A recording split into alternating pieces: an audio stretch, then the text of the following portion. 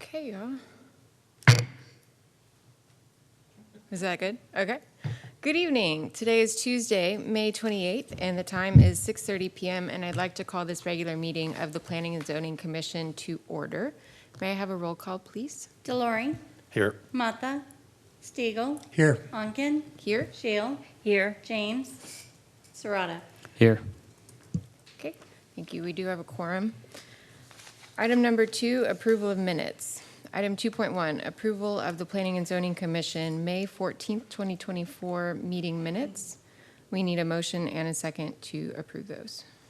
I make a motion to approve the minutes. Second. Okay, so we have a motion from Commissioner Serrato and a second from Commissioner Shield. Is there any discussion on that motion? No? Okay, all those in favor, please say aye. Aye. Aye. All opposed, say nay. Great, motion carries. Item number 3, citizen comment period. The Planning and Zoning Commission welcomes comments from citizens early in the agenda of regular meetings. Speakers are provided with an opportunity to speak during this time period on any agenda item or any other matter concerning city business, and they must observe the 3-minute time limit. So at this time, I'll open the citizen comments. Okay, seeing none, I will close those. Item number 4, consent agenda. Item 4.2, consider approval of the final plat for the Great Hills Subdivision, Section 8. We would need a motion to approve the consent agenda item. I'll make a motion to approve. Madam Chair, Second. for motion, I see there's a presentation on the agenda. Is there a presentation or no? Will Atkinson, for the record. The answer is no, unless it gets pulled from consent for discussion. I would like to have it pulled from consent for discussion. I rescind my motion. Okay. Can we please have the presentation then, Mr. Lutz? I think for clarification, you rescinded your motion. We'll need one to approve the other items and pull that one. If that's Oh. okay. Okay, well, then I don't rescind. Because he's not pulling. She opened it. Okay, He's sorry. asking- Yeah, I forgot there's just one item. Thank you. Okay. Yeah, give me 1 second. I will pull that up, make sure I'm connected. This is a new one for me. Haven't Yeah. been in this situation before. I Thanks just- for your patience.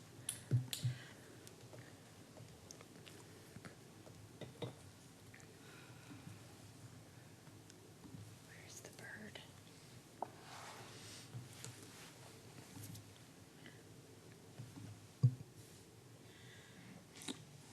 Good evening, Commissioners, Chairman. Thank you. This is a approval for a final plat. This is the Great Hills Subdivision. This was case sub 22-0242. This is located off Railyard Drive, out in the city's ETJ. Let's see. This is going to establish Section 8 of the Great Hills Subdivisions, approximately 55 acres, 150 residential lots, multiple drainage lots located on the project. Again, this is in the city's ETJ. This is an image of this phase of the development. And so water is provided by Go For Sud, sewer is provided by Windy Hill Utility District, easements. All the residential lots have a 25-foot PUE adjacent to all rights-of-way. This plat is going to dedicate several new streets for access to the homes. Each street is going to have 60 feet of right-of-way. Parkland and dedication and improvement fees are all being paid to the city, so they're not dedicating any parkland. They're paying both sets of fees. It's totaling about $225,000. Your options tonight are approve the replat as requested, deny the plat based on specific code sections, satisfied by it. Staff recommends option 1 at this time, so I'll be glad to answer any questions you may have.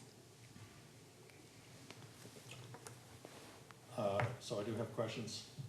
I do have some questions. It doesn't satisfy our current Muni code in terms of sidewalks, curbs. I understand that there's something to do about a grandfathered approval and that we need to go along with it. But if, I don't see why. So we, the ETJ should conform to our Muni code. Is that correct? Yes, so any property that is in our extraterritorial jurisdiction follows under our subdivision ordinance. I believe the history on this one is this preliminary plat and the subsequent phases was approved through Hayes County prior to this being in the city's ETJ. So the subdivision's being constructed, built, inspected, and accepted by the county. And so when this got in, I'm assuming y'all kind of noticed the street connectivity, and there's some issues with the plat that don't meet our current regs. But because it was done at the time that the city was not involved, and the preliminary plat was approved, staff we needed to move forward with approving it based on the rules that were in effect at the time of its approval.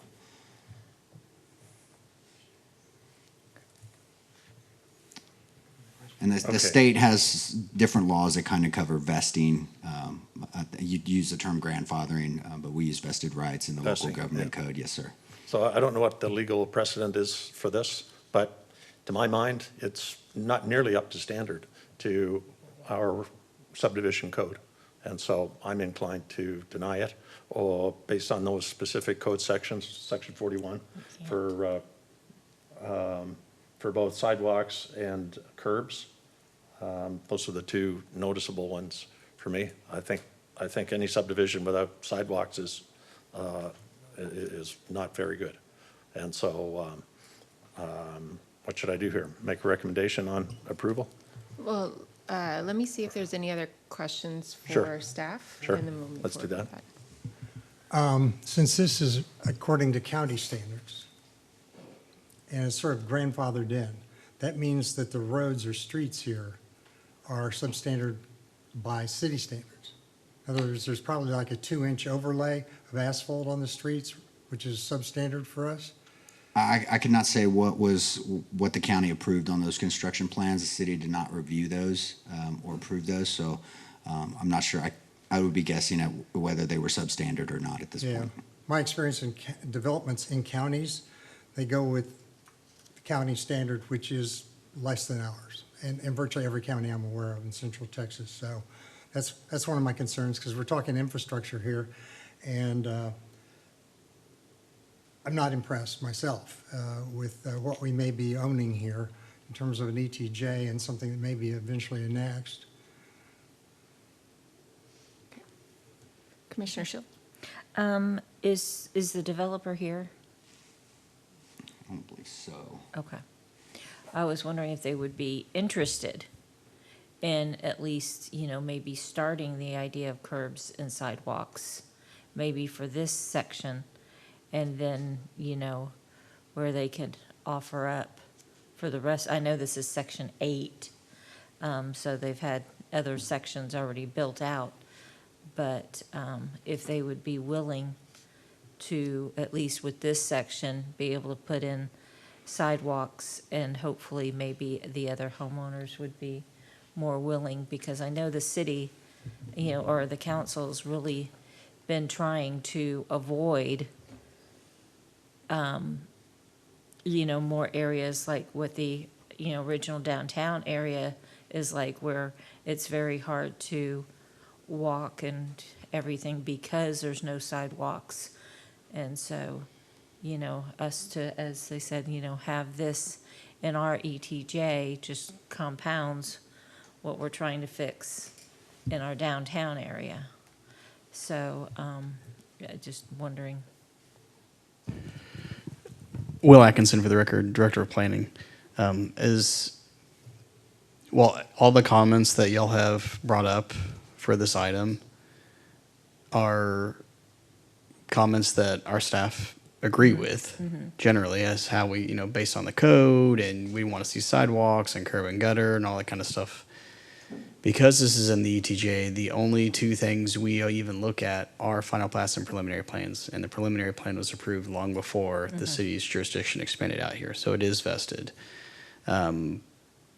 We wanted better connectivity, and we were not able to get it. This was a project that has been going since I first started with the city, and even before that.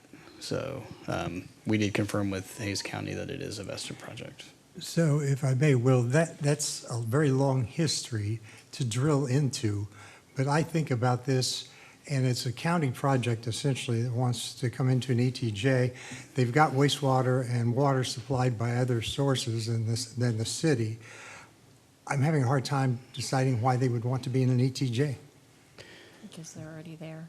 Be-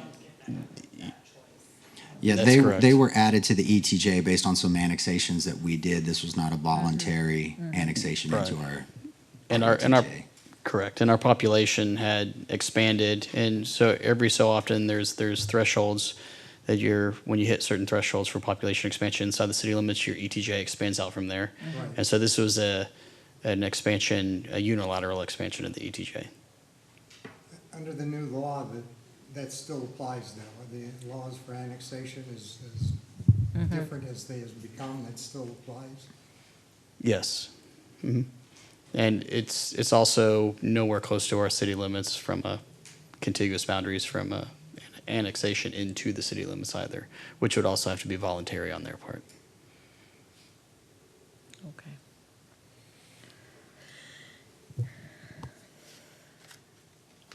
Any other questions for staff? I have a comment, which would be that this tells me, perhaps all of us, how scrupulous we need to be about the kind of decisions we make so that there's not these long-term legacies of questionable developments or engagements with these kinds of developers. We had one up here north of Evo and that district there. There was a warehouse, and I think it was a PUD that was established in 2011, and we bought that one recently. It is becoming a retail warehouse. So, that's from 2011, a lot of old history there. It just tells me we need to be particularly careful about what we grant or approve of as a commission and the council as well. No more questions. Thank you, Jason. Yes, sir. Okay, I guess now I'll make the motion to approve. Okay. Is there a second on that? I'll second. Okay, we have a motion to approve from Commissioner Shield and a second from Commissioner Serrato. Is there any discussion on this one? I'm just going to say that I can't go along with that. I mean, one option is that the landowner can opt out of being in the ETJ through the latest Senate Bill 2038. I just don't think this should be covered by the city. So just to let you know, that's how I feel. Okay. Anybody else? Okay, so the motion is whether to approve this consent agenda item for the replat. All those in favor, please say aye. Aye. Aye. All opposed, say nay. Nay. Nay. Nay. Okay, motion fails. Thank you, Commissioners. Item number 5, consider impossible action. Item 5.3, consider an approval of an exception from section 50-1 of the City of Kyle Code of Ordinances for temporary overhead electric for 700 Bunton. Mr. Atkinson.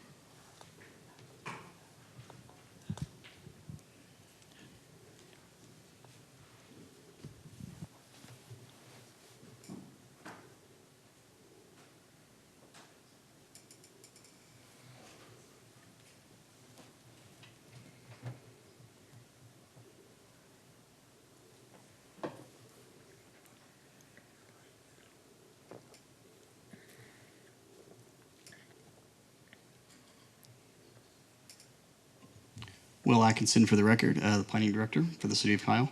Before you, we have a request for the exception to section 50-1 to allow temporary overhead electrical service for 700 Bunton Lane. This section of our code requires electrical to be underground and provides for an appeals process to the Planning and Zoning Commission for non-life safety reasons. There is a elementary school being constructed at the eastern boundary of our city limits, where it shares the boundary with the city of Uland. And they are needing to pull power to get the site up and running from a construction standpoint. And right now, there's not enough subdivision improvements to be able to account for that from an undergrounding perspective. I gotta move some of the stuff out of the way. All right, so right here on the screen, this is the school site. This is the city limit line right here. Everything in blue going across right here to this point is going to be temporarily above ground until this phase of the Rastegar or 700 Bunton Lane subdivision is constructed. It's going to be a mix of single-family housing types. From this point on over to Bunton Lane, that part will be above ground. They're requesting that because that is a large floodplain right there for the Bunton branch of Plum Creek. And that was also what the Pedernales Electric Cooperative provided to the project to from a permanent overhead electrical line. And so from the perspective of the floodplain and the temporary electrical right here to serve the site, the request for staff is reasonable, and we're bringing it to y'all from the perspective of this is what the code says we need to do to get it approved. Do y'all have any questions?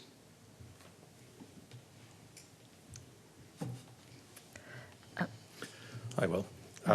Can you, I think I looked at the engineering notes there, and they said that they have to wait until the subdivision is built before the remaining underground lines go in and they convert this. So taking into account Commissioner Stiegel's admonishment that we look at time limiting these, the applicant for this is the engineers for the school site. Is that correct? Or is it for the subdivision? It's for the school site. Yeah, for the school site. But they're saying that they will have to wait until certain parts of the subdivision will be built before they'll move to change it back to the underground.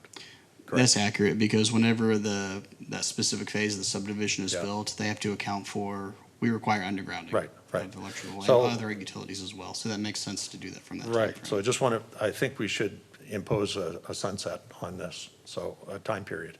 And I think it should be for when the forecast is for having it converted and that subdivision is built. And I'm sorry, I can't pull up the notes there, but if we could look at the, I don't know if somebody has in the packet, it says when they expect to have the remaining pieces built for the subdivision and to go underground. If I may. Yeah. I would recommend, if you're going to propose that, I would recommend until that specific phase is constructed as the sunset. Offhand, I don't know what the phase is, but for the purposes of this action item, that'll be very easy to go back and research. Yeah, thank you. But I don't want to tie it to a phase because I don't know when that phase is going to happen. It could be delayed 5 years or something like that. And so we have overhead lines for 5 years. So I prefer to have it to either when they think construction be completed or a year.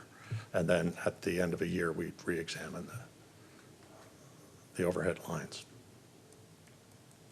We are not sure when that phase is going to be constructed. Okay. Offhand. That's So good, thank I you. would recommend, again, tying it to that phase for when its construction is, because the lines, they go in parallel to the road. Mhm. And so back behind the curb, and sometimes to shift in the design, if we had a rough idea of where the road's gonna go right now, maybe in the future, the roads get shifted for the design. And then they're gonna have to move the electrical. So it makes more sense to keep that temporary above ground right now and then wait until the site's constructed. So. So- Thanks.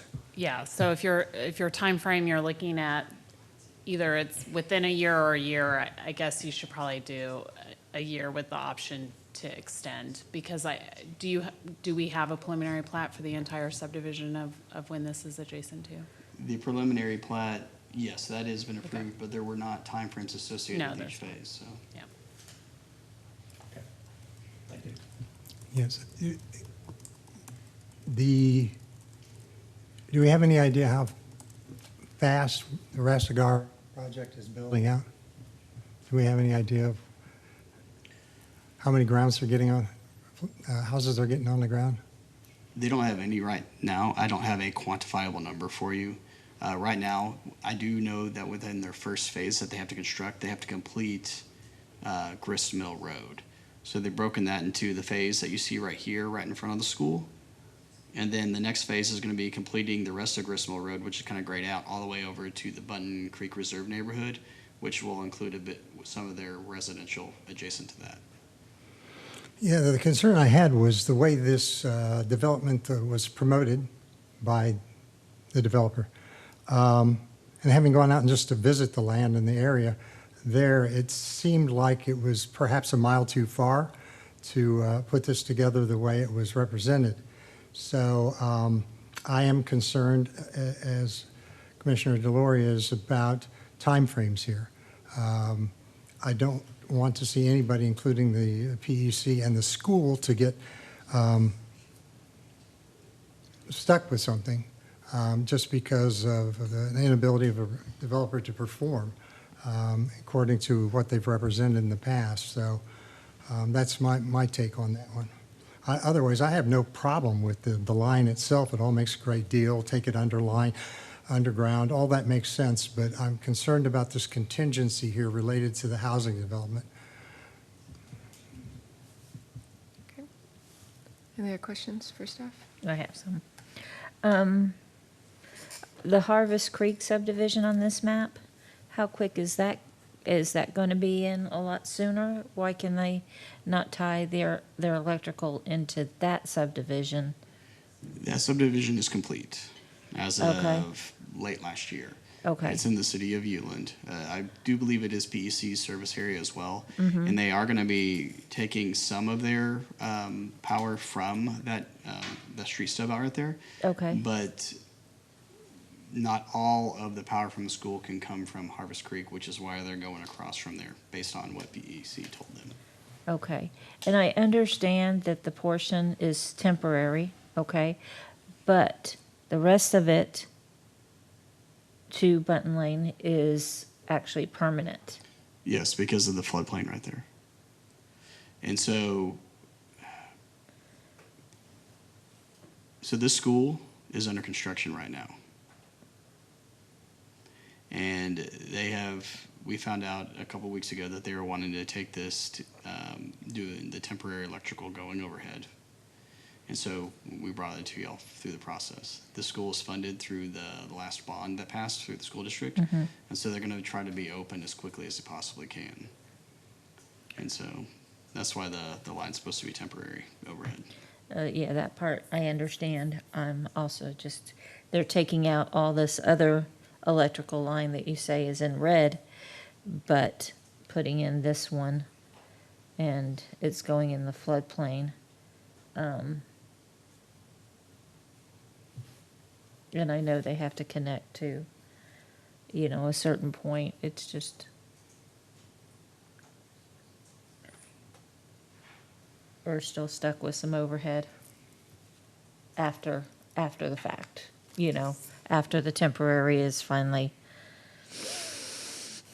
buried. But we're still stuck with some overhead. Okay.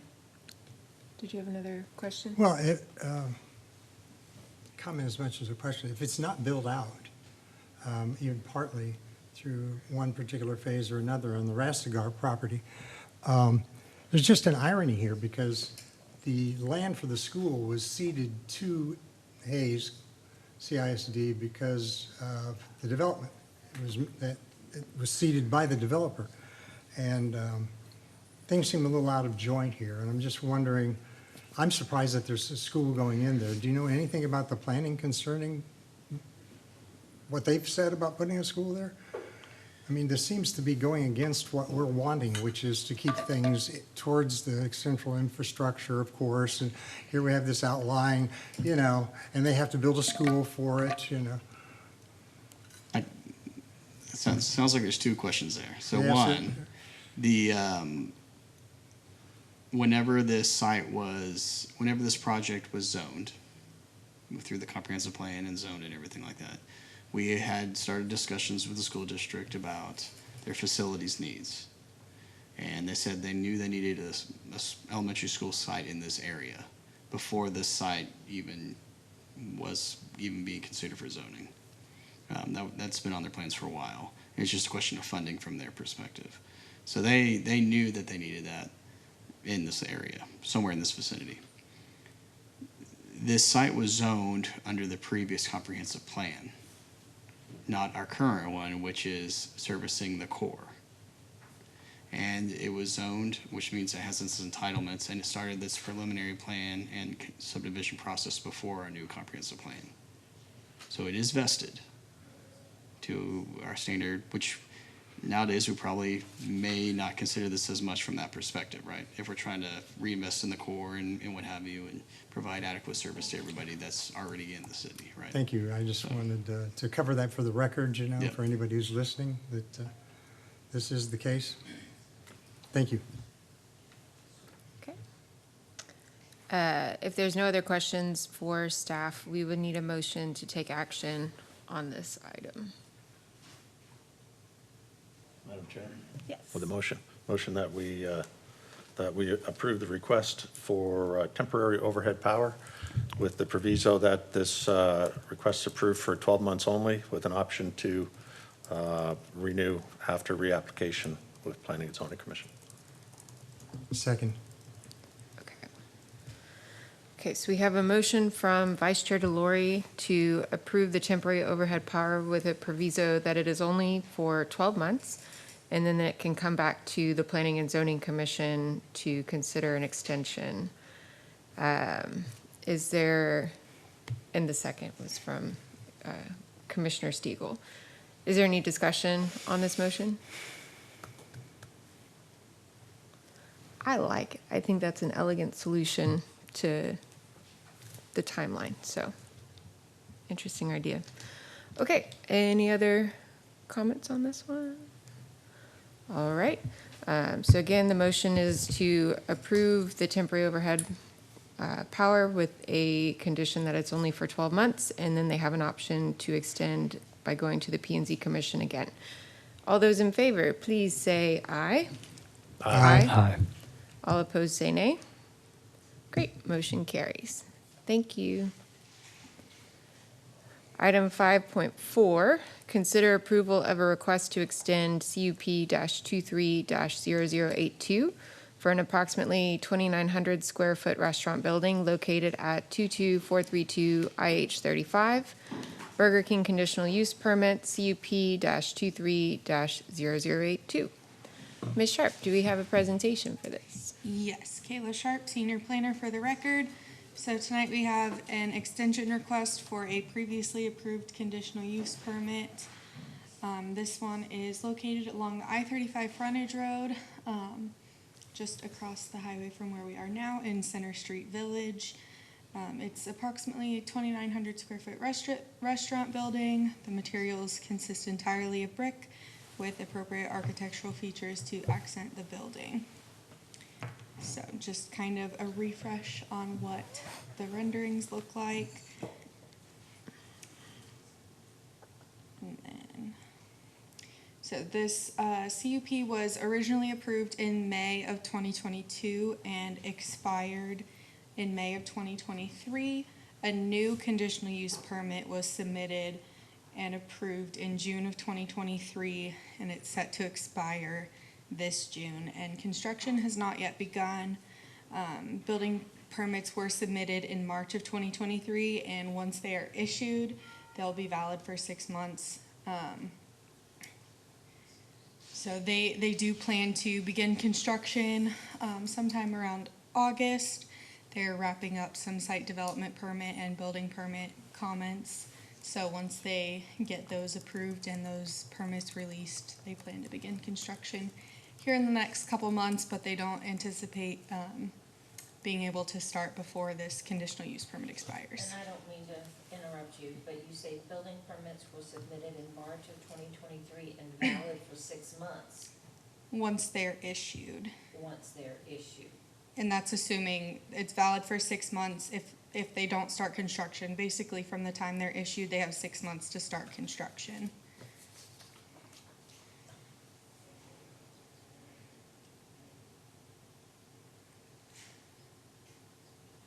So they haven't been issued yet.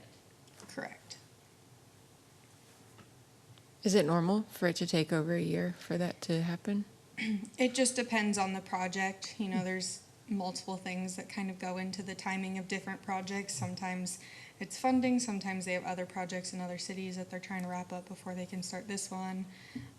You know, it's pretty rare that we have issues with comments taking that long to clear, but it's not unheard of. City staff has a time frame in which we're allowed to review comments before we have to issue those comments back, but the applicant doesn't have any timeline. They resubmit their revisions on their own timeline. So sometimes it can take a decent amount of time. We interrupted your presentation. Sorry. Carry on. It was just that side, I thought maybe that should have been March 2024. I had the same thought. No, but, yeah. No, ma'am. So staff recommends approval. The building materials and renderings are compliant with the I-35 overlay, and we would recommend approval of this extension given their timeframe to begin construction in the near future. Okay. There are questions for the staff. So they need us quickly, but they. Can you turn your microphone on? So they need us quickly, but they've been kind of dragging their feet for at least 2 years, it looks like. We do have the applicant here if you'd like to ask them, but as far as staff goes, you know, we don't control their timeline. And I understand that. So. Okay, all right. I am looking at the applicant's letter here, and it says that they're waiting for final site development permit and the building extension permit. So I'd like to hear from the applicant what's going on. Are you waiting on the city, or is it just the negotiation process? And please state your name for the record, sir, if you would. Hi, my name is Joe Castro. I'm with the design company. Wasn't different options, was different reason we stopped, was one of the fundings, and then we have to resubmit for the site. The city got new ordinance, so we had to resubmit for the site, and we had to go over the whole site with new engineer to keep everything up to today. We just got the site approval last week. The building is on hold until we get the site. So we took around 6 months or 3 months to have the site approval. Now we are on the process to get the building approval, but on June 28th, we're going to get TUP permit expire. So we are going to have less than a month to be able to start construction. And we don't want to rush everything. That is why we're planning to start construction on August 19th, 2024. So we are asking an extension for a few months to have everything controlled and finally get this. We understand. We was here in 2022 for the first time. West canceled the project, was on hold for a year, and then we came back. When we came back, we have to do everything again technically. We're just asking for a few months for extension so that way we can have everything right. Thanks very much, Mr. Castro. Appreciate your comment. Any other questions? Okay, we'll need a motion and a second to take an action on the item. Make a motion to approve. Second. Okay, we have a motion to approve from Commissioner Stiegel and a second by Commissioner Serrato. Is there any discussion on this motion? Yes, Commissioner Shield. I would just like to say, let's get this built, if we're gonna build it, okay? And just hopefully we'll see that. Is there a set time for this extension, or is Well, it it says an will be indefinite valid for 6 extension? months. Oh, so- 6 months? That's the building permit, That's- the yeah. conditional use permit, unless you choose to state otherwise in your motion, the conditional use permit extension would be valid for another year. Another year? Okay. Okay. Thank you. So the letter that we received did, I think it specified that the request was for a 6-month extension. Yeah, 6-month extension.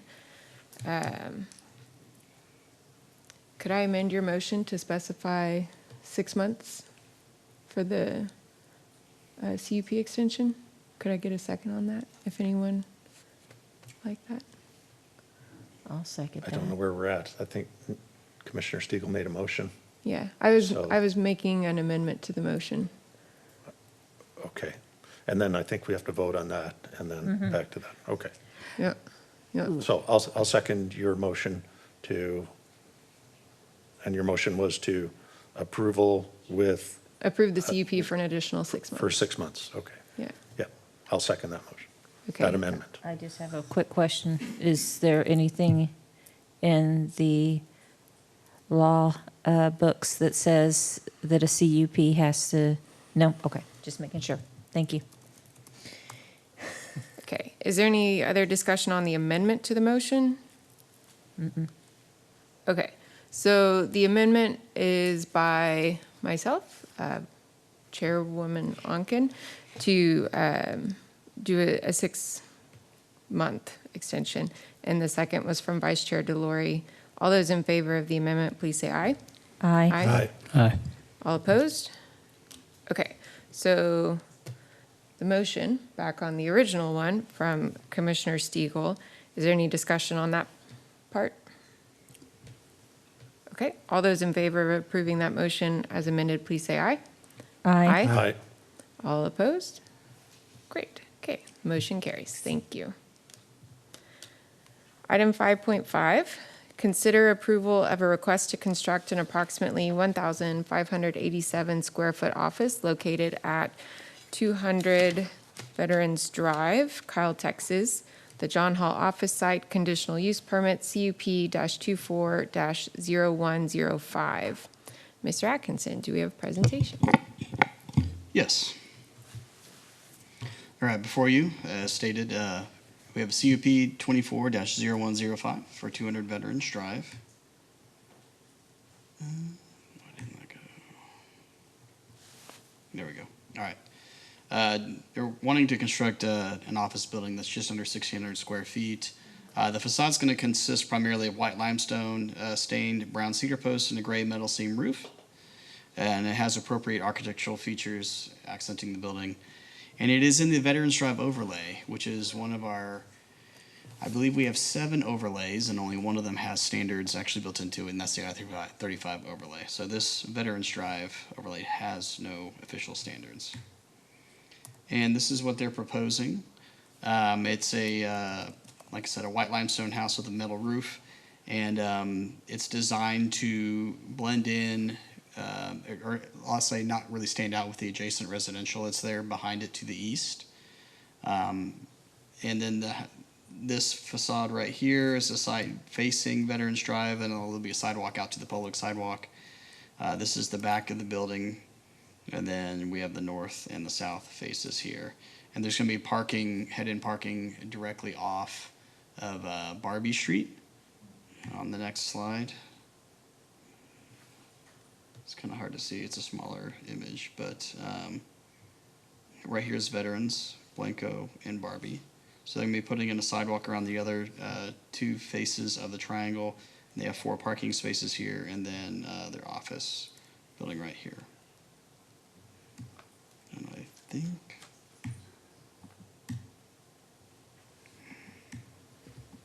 that's it. That's not letting me go to the next slide. And staff finds it compliant, and we are proud to bring this project to you. Any questions? I've got one. This is, property is 0.29 acres. Am I reading the right document? It is a small site. Yes, it's very, very, very small, and small professional building as well. But there's this area which must likewise be small, that on the plat says area not disturbed in this project. So, yes, that means it's not going to be landscaped. So what is the future of that land? I'm assuming that they just mow the weeds down and they're going to have a responsibility for maintaining that according to city codes. Yes, their landscaping's in their limits of disturbance for the area on the north 2/3. There's already existing trees that are along the right-of-way edge, and it is a kind of a grass, kind of clover covering up for ground cover. So it doesn't stand out in a negative manner. It'll blend in with the landscaping that they're proposing.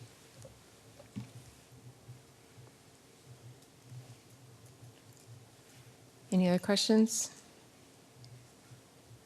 Okay, so we will need a motion and a second to take action on the item. I make a motion to approval of the approve. request? Who wants it? Okay, so we have a motion to approve the request from Commissioner Stiegel. Is there a second on that? Second. Okay, second from Commissioner Serrato. Any discussion on this motion? Just some discussion now that you brought it up there, Will. It says the area not disturbed, but I don't think that would restrict the owner in the future to add parking. I know they only have like four spots. If they put it on the plat like that, it doesn't impose a legal restriction on them to not develop that. Is that a true statement? In other words, they could put more parking there later if they needed it. Maybe, it depends. We have both the neighborhood commercial zoning code, which allows for a driveway that can't exceed a certain width. I don't remember what it is offhand. And also we've adopted the City of Austin Transportation Criteria Manual, which also limits the number of driveways based on land use and linear footage of frontage. So if in the future they decide that their amount of parking that they show on there is inadequate, they will need to come talk to us to see if they can apply for a new permit to expand their parking or not. And then we can go through that process and just make sure all the I's are dotted and T's are crossed if they can from that point. Does that answer your question? Almost. Okay. And in that discussion, would you say that you would not be inclined to grant that?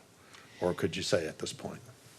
I couldn't say at this point because it has to be, we provide all the information that they need to design to it, and then a civil engineer puts it together as an official drawing, and then we go from there. But usually a civil engineer can, based on the information we provide, can determine if it's worth pursuing or not, and they can provide that information back to their client. Thanks. Yes, sir. Any other discussion? So this is going to be. Microphone. Sorry, I keep turning it off. That's good. So this is going to be a one office space, not dividing it into, 2 or 3 different offices, correct? This permit with the site plan and the applicable conditional use permit and the building permit are all the same. And so it's a law office. It's a small group. John Hall and Associates, I believe, is the name of the company. Okay. They're a longtime, he's a longtime business owner in the community. And yes, at this time, it is one office. In the future, if they want to expand the footprint of the building and what have you, it would have to be fully compliant with the zoning code and our traffic criteria manuals that we've adopted and all that kind of fun stuff. But at this time, this is compliant. Okay. And if in a later date, because I noticed when I first saw the side things, I thought drive-through because where the window is, I know. But that would not ever, in the future, according to our current comp plan, they could not try to make this a drive-through restaurant, say if they sold the spot. Because I'm looking into the future, so please bear with me. Absolutely. This zoning district, neighborhood commercial, does not allow drive-through services at Okay. all. I just wanted to make sure about that. Thank you. So I like this little design that came before us. I appreciate that they didn't put the parking off of Veterans Drive and that instead the access was from behind to help ease congestion in that area. I like the materials that they've chosen to use. I like that they've not designed it in a way that looks out of place with the neighboring uses of that community there. And I think that this is a really cool infill project on an otherwise weird-shaped piece of land. So I'm glad to see that this was coming before us. So with that, if there's no other remarks on this one, all those in favor of approving, please say aye. Aye. All opposed, say nay. Motion carries. Item number 6, reports and presentations. Item 6.6, staff report by Will Atkinson, Director of Planning.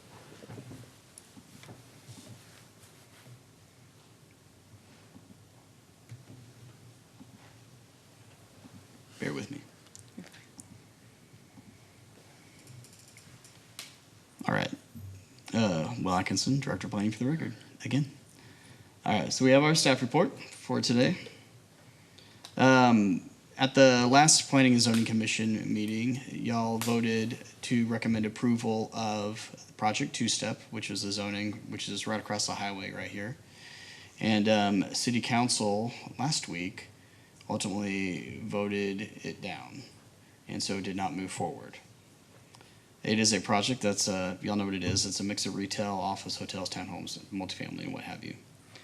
Per the rules of council that they have adopted, any council member can bring it back and request it to be reconsidered on a future agenda. So Councilmember Zuniga, a few days ago, or last week, requested to be brought back to the June 4th, 2024 meeting, which will also potentially include the development agreement in Chapter 380, Economic Development Agreement, that they're going to receive as well.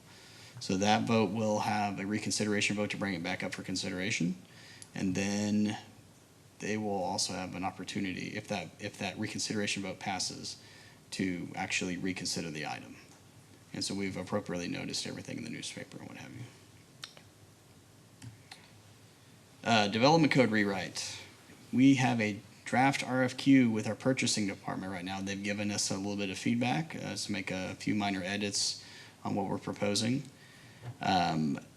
We're going to be turning that around pretty quickly, and we anticipate to have a public posting of this for June, the month of June of 2024. So that way we can receive people or groups that want to participate in this and help us rewrite our development code to make it match our recently passed comprehensive plan. We also, in June or July of this year, we're going to have an RFP request for proposals for adding wireless telecommunication facilities on city facilities. And we may also be looking at updating our wireless transmission facility code, which is extremely out of date. And so that way we what's that? It'll be out of date again in 6 months just because of how quickly. Fair, but there's some things that I won't go into tonight that we can adjust on our end to make it a little bit more smooth when that transmission tower needs to be constructed in town too. So, and the state APA conference in 2024, it's going to happen in Allen, Texas, from October 16th through the 18th, which is a Wednesday through Friday. And registration is open, so let us know as quickly as you can if y'all intend to go to the conference, so that way we can get you registered and booked in a hotel and what have you, and we can get that all knocked out. And is there any other requests for future agenda items? Not for agenda, but now that you brought up the rewrite, there are a couple of things I would have questions about since we're having a discussion, and that is status of the downtown plan. I missed a meeting. I'm assuming nothing happened there, but what's the status of the downtown plan as it would involve us? So the status of the downtown master plan, it has not moved forward yet. It was intended to be discussed at a Saturday meeting a few months back.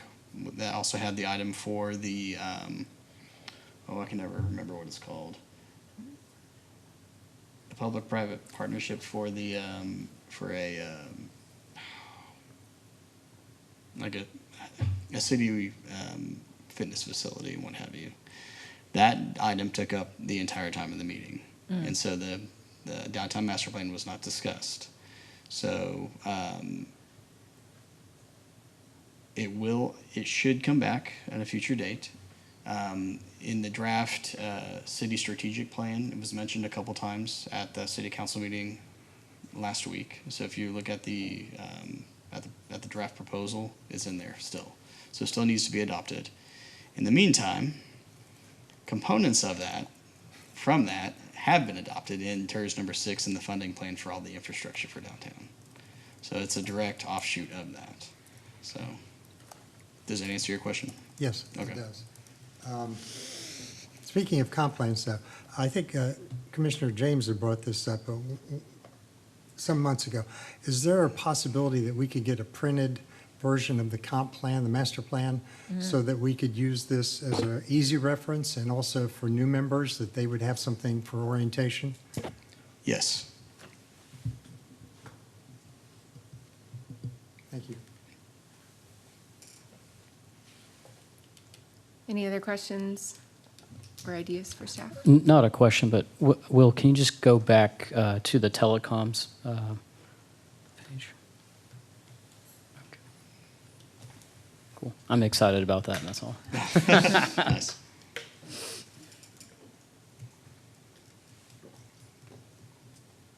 All right, anybody else? Bless you.